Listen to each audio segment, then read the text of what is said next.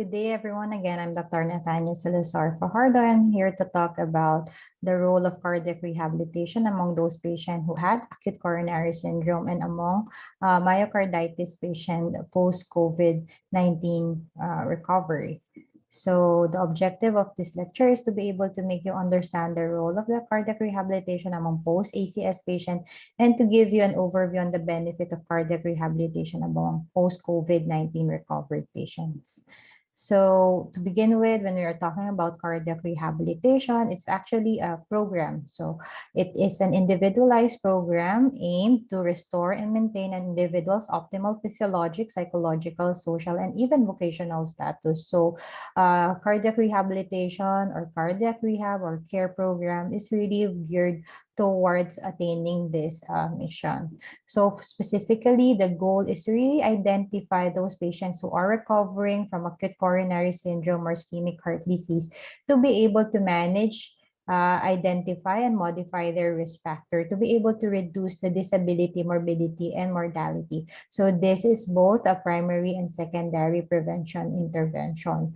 The goal is also to improve those patients suffering from acute coronary syndrome, improve their functional capacity, alleviate or lessen their activity-related symptoms like their angina and shortness of breath by exercise training, and to educate patients about the management of ischemic heart disease and overall improve their quality of life. So when we're talking about cardiac rehabilitation, its component is risk factor modification. There is an ongoing baseline patient assessment as well as an individualized patient-tailored exercise activity and training. So it is a medically supervised exercise program that is multidisciplinary involving your cardiac rehabilitation specialist, which is also a cardiologist, working together with the attending cardiologists, dietitian nurses, as well as physiatrists. So it's geared toward lifestyle modification, and it also includes monitored progressive exercise training. So it has different phases, inclusive of your inpatient, outpatient, and maintenance phase. So this is what we call phase 1, phase 2, and phase 3, all the way to phase 4 of cardiac rehabilitation.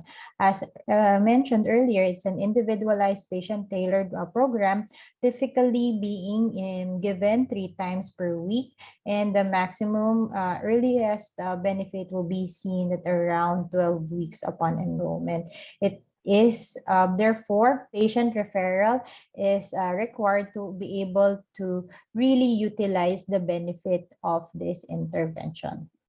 So you can see here that cardiac rehabilitation is being placed in different guidelines, particularly in the ACCAH clinical practice guideline. So it was given strong recommendation for those patients who had revascularization either by CABG or PCI to treat their coronary artery diseases, as well as for those patients who recently had acute coronary syndrome, inclusive of your STEMI and NSTEMI, and even among those patients who have chronic stable angina or ischemic heart disease as a primary prevention and symptom relief. Now, when we're looking at cardiac rehabilitation among post-MI patients, as mentioned earlier, they have different phases. Phase 1 is the hospital care and early rehabilitation ranging from day 1 all the way to day 10. Phase 2 is your immediate post-discharge. So this accounts for 4 to 6 weeks of exercise training, and intermediate outpatient. This is your 6 to 12 weeks wherein we start resistance training, and phase 4 is your long-term maintenance phase. Also seen here is that multidisciplinary team is being implemented among those patients who are enrolled in cardiac rehabilitation, meaning to say it's a multifaceted approach. Also, aside from the patient's involvement, you can also see that it's important to have family participation, as well as those who are taking care of those patients. As mentioned, it is an ongoing process of evaluating patients inclusive of their risk factor, physical and psychological condition, as well as improvement in their functional capacity. And sometimes if patient is relatively stable, we do exercise testing to be able to individualize their exercise prescription and to be able to assess their functional capacity. As mentioned, when you are talking about cardiac rehabilitation, it is aligned with medical and rehabilitation principles. So at the beginning of the referral, then there should always be a checklist on whether medical treatment is really being implemented, as well as patients' adherence. There should also be education on psychological and physical activity, and importantly, lifestyle modification and involvement of the psychosocial factor. So when we're talking about cardiac rehabilitation, as mentioned earlier, it has different phases, but for the interest of time, I'll be focusing my discussion on the phase 1 of cardiac rehabilitation. So when you say phase 1 care or phase 1 cardiac rehab, this is the in-hospital and early initiation phase. So you can see that we individualize prescription based on the intensity, the duration, the frequency, and the progression. For those patients who had a coronary syndrome, they should have an RPE of at least less than 13 Borg scale. So when we say 13 Borg scale, this would mean to say that the prescription or the intensity of the exercise that you're giving should not exceed the more than somewhat hard level of exercise. Likewise, for post-ACS or post-MI patient, the heart rate should be maintained at less than 120 beats per minute, and their heart rate should not exceed more than 20 beats per minute from their resting heart rate. For those post-bypass patient or post-PCI patient, again, their heart rate should not exceed more than 30 beats per minute from the baseline. And importantly, during the exercise training, the patient should remain asymptomatic. Once the patient becomes symptomatic, then you have to stop and reevaluate, and the initiation of the next exercise should be lower in intensity once they have symptoms. The duration, again, should be progressive, and there should be resting periods, and the total duration would run at around 20 to 30 minutes of total exercise aerobic training, and this will progress and increase in duration as they go along with the program. During the early initiation, there should be early mobilization, and it should be done all throughout the day. And as you lengthen the walking distance, then the frequency of mobilization lessen. But definitely, you have to lengthen their walking distance. As for the progression, usually we increase the duration of their exercise training at 10 to 15 minutes per session. And then once they are fit with regards to their cardiorespiratory fitness and aerobic exercise training, then that's the time that we add up and increase the resistance of their training. So prior to discharge, the patient should be mobilizing and should have a workload of not more than 3 METs. And the walking target should be around 240 meters in 3 minutes. But taking into consideration the RPE of the patient, and the patient should remain asymptomatic, and the patient should be comfortable doing the exercises. Likewise, before you discharge the patient, you should be able to teach the patient on how to do the proper home exercises. So that would include your warm up and your cool down phase, along with the aerobic exercise training. And then intermittently on interval, you will ask the patient to come into your rehabilitation facility to increase or modify their intensity at around 2 to 3 times per week. So the patient should also be able to independently take their pulse rate, their blood pressure, and be able to score their perceived exertion or their Borg scale. Again, at the onset or during the initiation, they shouldn't exceed more than 13 of their RPE or the somewhat hard level of intensity of exercise or your workload. As for the cardiac rehabilitation among post-ACS patients, we know that cardiac rehabilitation, cardiac patient have have many disease processes and lifestyle concerns that have been contributed to their heart disease.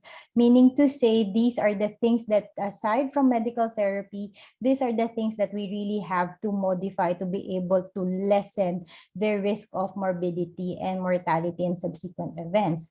Therefore, cardiac rehabilitation serves the needs of each cardiac rehab patient and works toward secondary prevention after an acute myocardial infarction or after an acute coronary syndrome. Cardiac rehabilitation definitely adds value to your patient care and improve and increase their quality of life. With regards to utilization benefit of cardiac rehabilitation, as seen in several studies, cardiac rehabilitation reduces the risk of another fatal MI, again as a mean of secondary prevention. It improves patients' symptoms by decreasing the severity of angina and the need for anti-anginal medication as the patient undergo regular exercise training. There is decreased hospitalization and decreased cost of physician office visit hospitalization and fewer ER visit, because early on the patient will be able to be managed accordingly before they even present with a more significant symptom. So during the evaluation, before initiating the exercise in the outpatient setting, then you'll be able to assess the patient's stability. So if there are any new concern, any new symptom, any requirement for adjustment of medication, then we can easily coordinate and discuss the matter with their attending cardiologist. Now, moving on to the second topic of the objective of this talk, it will be focused on the role of cardiac rehabilitation among post-COVID-19 infection recovered patients, looking at heart failure, myocarditis, and other complications. So when we're talking about COVID-19, we know that it complicates a lot of things with regards to their cardiovascular system. So that would include acute coronary syndrome, vascular phenomenon like your DVTs and pulmonary embolism, wherein cardiac rehabilitation will play a role. But for the interest of this discussion, I will mainly focus the discussion on heart failure and myocardial dysfunction, as well as myocarditis. So data has been shown that around 10 to 52 patients hospitalized for COVID-19 have definitely an increased risk for developing heart failure and myocardial dysfunction. And we cannot tell on whether these are de novo or pre-existing left ventricular dysfunction, because there is an availability of hard evidences like your cardiac MRI as well as myocardial biopsy. Therefore, for those patients suffering from heart failure and myocardial dysfunction, it's really a toss between myocarditis, stress cardiomyopathy, as well as myocardial involvement secondary to the increased initiation of your inflammatory cytokine. So myocarditis per se has been seen in around 8 to 12% of hospitalized patients for COVID-19. So this was reported based on cardiac MRI evaluation. And we know that COVID-19 is also a pro-inflammatory event. It increases the release of pro-inflammatory cytokine, which again causes subsequent subacute depression of the myocardial function. And all of this will lead to heart failure and myocardial dysfunction. Majority of the time, this could be a reversible process. However, for those patients who have already pre-existing LV dysfunction, then these are the subset of patients who might remain in heart failure despite medical therapy and rehabilitation. As for your patients with myocarditis and stress cardiomyopathy, this patient can actually recover from the myocardial dysfunction. As for the management of heart failure, we know that among heart failure with reduced ejection fraction, medical therapy is pivotal. That includes your beta blocker, your ARNI, your MRAs, and your aldosterone.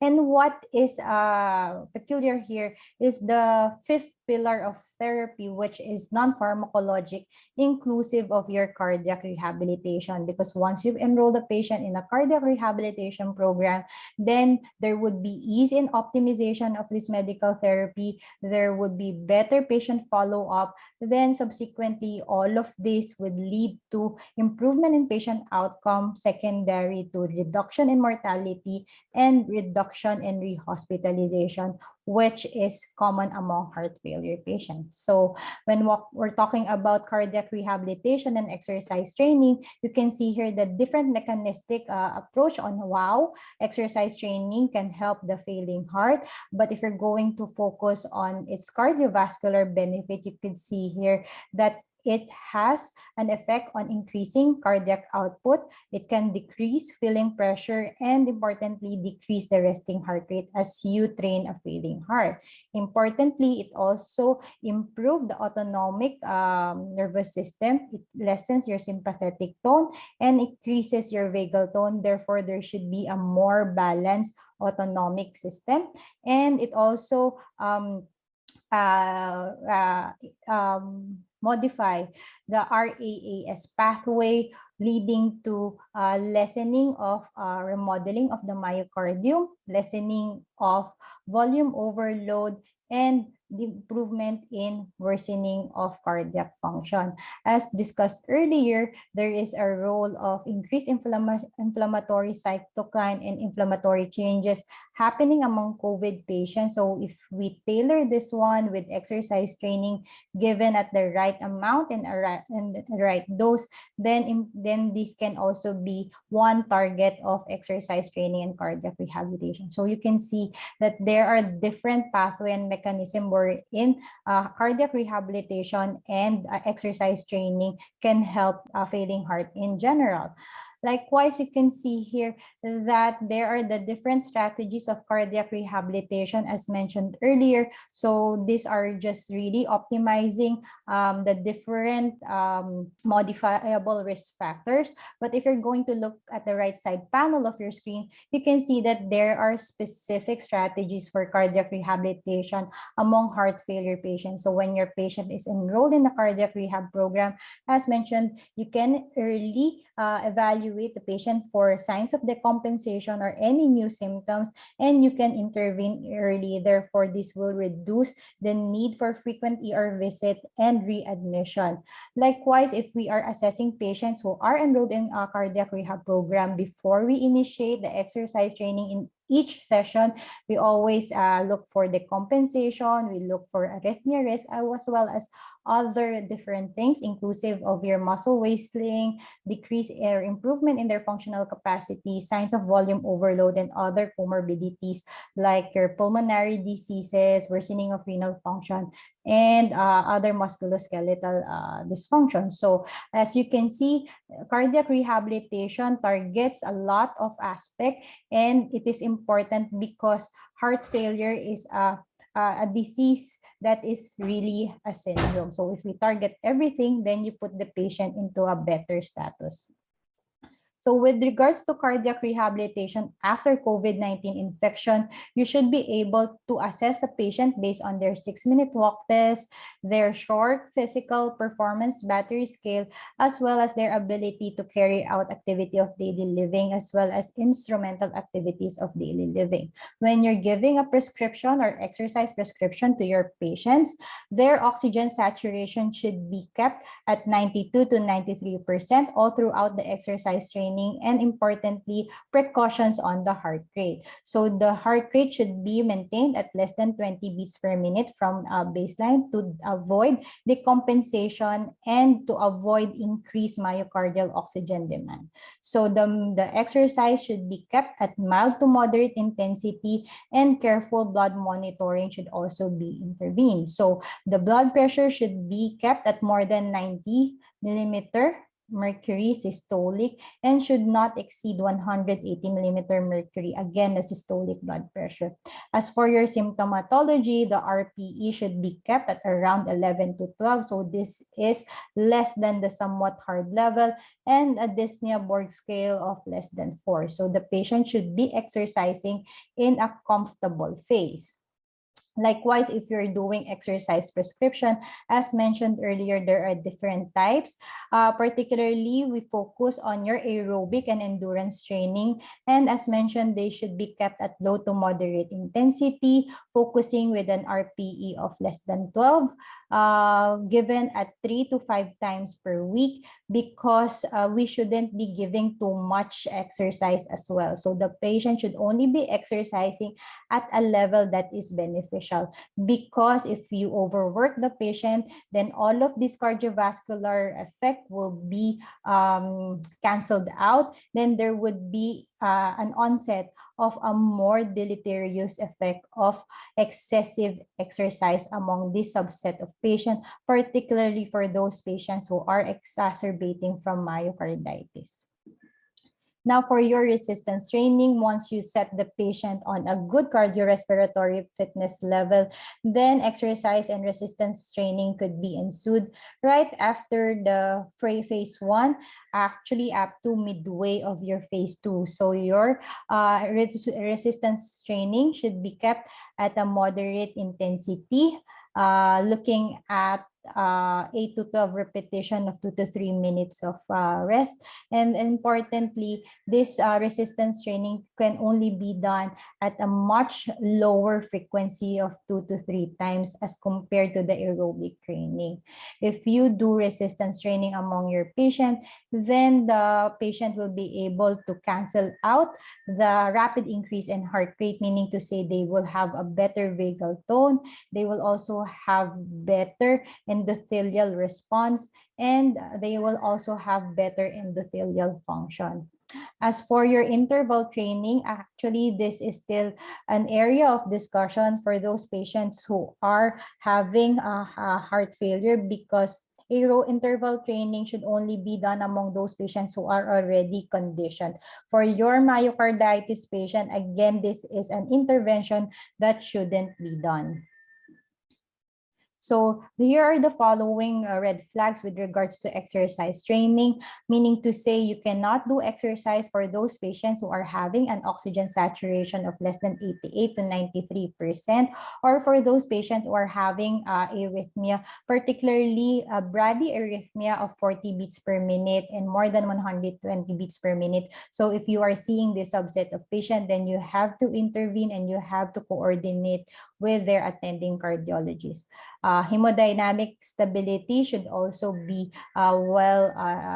reported. The patient should remain afebrile, as well as there should be no worsening of symptom related to fatigue.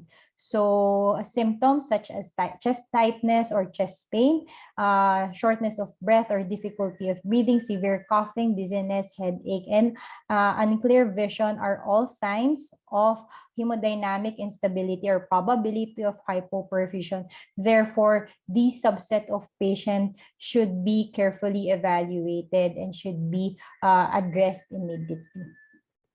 So for the long-term cardiac rehabilitation and its role among post-COVID-19 patients, we know that the pathophysiology of the COVID-19 virus attaching to different receptors in your angiotensin-converting enzyme pathway. Therefore, they're looking at the long-term benefit of cardiac rehabilitation with regards to targeting this pathophysiologic mechanism. They've seen that cardiac rehabilitation program can reduce complication and mortality in patients with COVID-19 and cardiovascular diseases proportional to the weekly exercise time and chronic training. So this is something that they are looking into with regards to the long-term cardiac rehabilitation benefit among post-COVID-19 patients, because these post-COVID-19 patients, as mentioned earlier, are also the one at risk for developing long-term complications like your proatherosclerotic heart diseases, like your heart failure patients. So these patients should be tracked in the long term. So takeaway point for this lecture is that cardiac rehabilitation has a role among post-ACS patient and recovered patient from COVID-19, either from myocarditis, septic cardiomyopathy, or de novo heart failure itself. And there should be a continuous complete assessment of their symptom exercise capacity and functional capacity, as well as potential impairments when they are still under the program. Likewise, there should be a role of cardiac rehabilitation with regards to optimizing their medical therapy, and there should be a constant and open communication between the cardiac rehab specialist and the team, and the attending cardiologist and their attending physician. So depending on the patient's initial assessment, then the patient should have an individualized and patient-tailored profile with regards to individualizing their plan, with regards to modifying their risk profile, individualizing their exercise prescription, and this is a clinical feature of what a cardiac rehabilitation is all about. Again, exercise is considered to be a biological drug. That's why it should be given on the right dose, because it can really modulate the outcome of the patient if we are giving the patients the right intensity, frequency, and the speed of execution. So with that, thank you, and I'll be very much willing to answer several of your questions regarding this topic. Thank you and good day.